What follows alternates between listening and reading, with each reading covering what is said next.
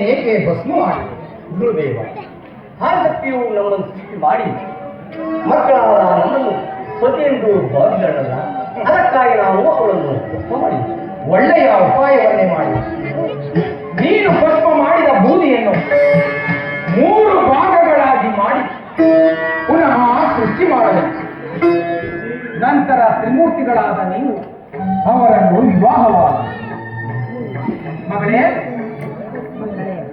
ಮಕ್ಕಳೇ ಎದ್ದು ಬನ್ನಿ, ಎದ್ದು ಬನ್ನಿ ಮಕ್ಕಳೇ.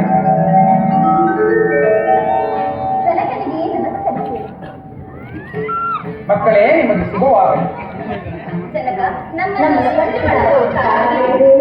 ನಿಮ್ಮನ್ನು ಸೃಷ್ಟಿ ಮಾಡಿದ ಕಾರಣವೇನೆಂದರೆ ಇಲ್ಲಿ ನಿಂತಿರುವ ತ್ರಿಮೂರ್ತಿಗಳು ನಿಮ್ಮ ಪತಿಗಳಾದ. ಸರಸ್ವತಿ, ನೀನು ಬ್ರಹ್ಮನನ್ನು ಕೈ ಹಿಡಿದು ಸುಖವಾಗಿ ಬಾ. ಲಕ್ಷ್ಮಿ, ನೀನು ವಿಷ್ಣುವನ್ನು ಕೈ ಹಿಡಿದು ಸುಖವಾಗಿ ಬಾ. ಪಾರ್ವತಿ, ನೀನು ಶಂಕರನನ್ನು ಕೈ ಹಿಡಿದು ಸುಖವಾಗಿ ಬಾ.